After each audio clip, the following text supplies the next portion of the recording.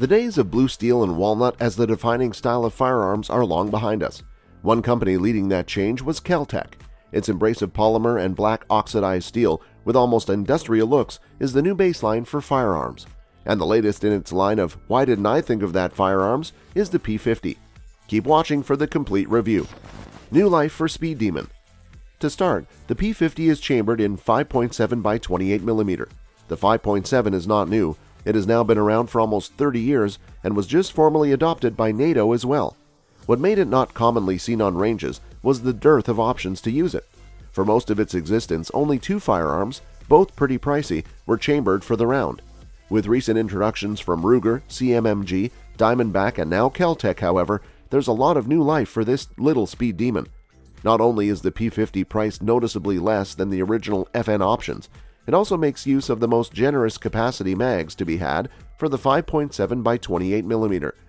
The P50 is a semi-auto delayed blowback pistol that uses the 15-round mags of the FN PS90 carbine. The P50 appears bulky, but the size is belied by its relatively light weight of 51 ounces empty. We have used heavier pistols in competitions, and none of them had a 50-round mag. On top of that, the P50 has a full-length Picatinny rail with plenty of room to mount whatever optic you choose. Matching it on the bottom of the receiver is a shorter rail for a light or laser. The groove down the center on the top rail is also where the iron sights are mounted, which is useful, but we imagine most users will quickly mount the most compact red dot sight they can find to make the P50 even more handy. Digging in further, behind that lower rail, KelTec has placed a curved hand grip for your offhand directly below the center of balance. The trigger guard and the pistol grip are just behind that hump. We don't know about you, but the KelTec idea of a pistol grip in proportion and shape is exactly to our taste. It is relatively slim, with definite flat sides, so it indexes well. It is covered with large, rectangular, non-slip gripping blocks, and the surface has a fine-grained texture to add to the secure grip. With a nearly 10-inch barrel, the P50 offers a significant boost in velocity over the much shorter barrel of other 5.7 by 28mm pistols. The muzzle is threaded for a suppressor and comes with a thread protector installed. KelTec has positioned all the controls you need above and behind the pistol grip. Directly above the pistol grip is the safety, which is ambidextrous. With the lever pointing back, the P50 is on safe. With it pivoted to point down, it is on fire. Just above where you grip, KelTec has located the receiver latch. Press this latch down and the P50 unlocks with a click. To load, unload, or reload, you push the selector to safe, then press the latch down. Hinge the upper receiver assembly, the pivot point is below the muzzle, and you can access the mag. Above that, KelTec has provided a QD sling socket, which offers interesting possibilities for shooting. The charging handle is above the QD socket, and it too is ambidextrous, with two tabs you can grasp.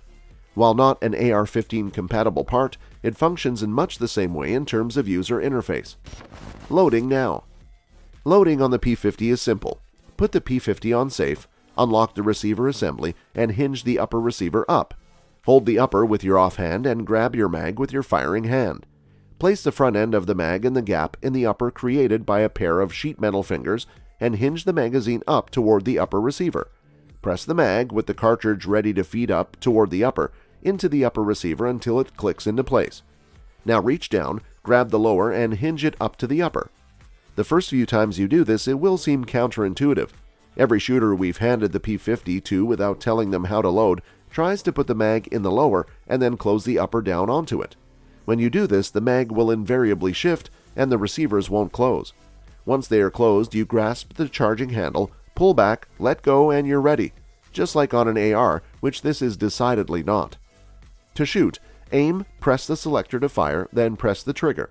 The ejection port on the P50 is on the top of the upper receiver, and empties are ejected up and somewhat to the right.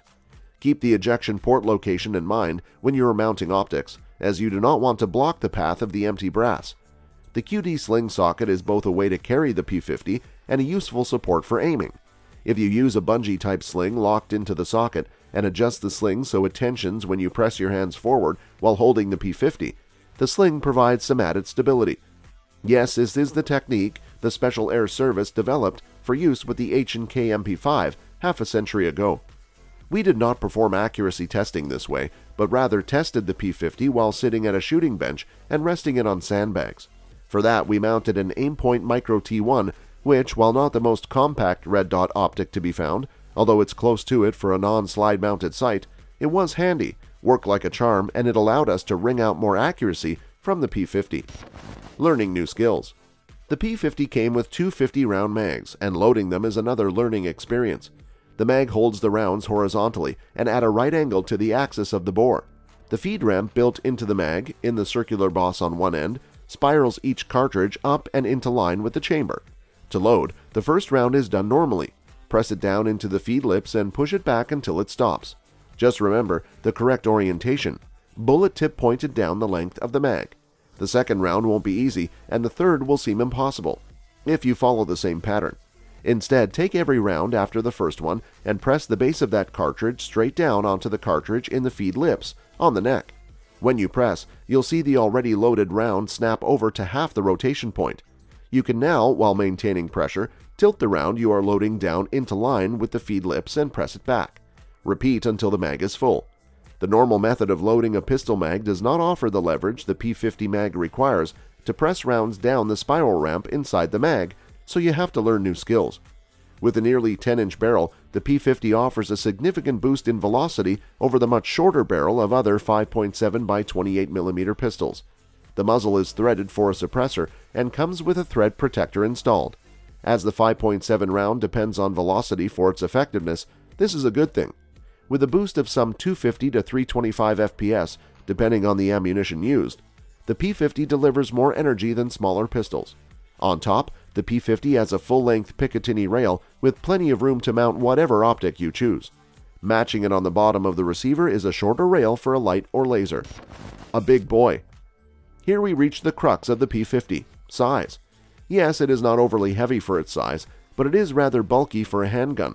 However, that bulk gains you two advantages: added velocity and extra capacity.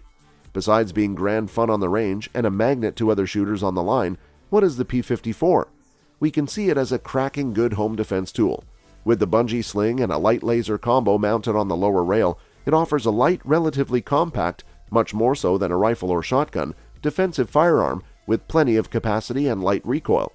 Even with a 40-grain bullet exiting the muzzle at speeds in excess of 2000 FPS, recoil is no big deal. Load on the pocket. At an MSRP of $995, quite a punch to your pocket, but not quite $200 more than the Ruger 57, which offers a mere 20-round mag. The KelTec P50 is perfectly positioned to be a serious competitor to both lines. Once ammunition is readily available again, we're almost there already, we can all get back to practice. And with the P50, practice will surely be fun. That's all for this video, folks. See you another time.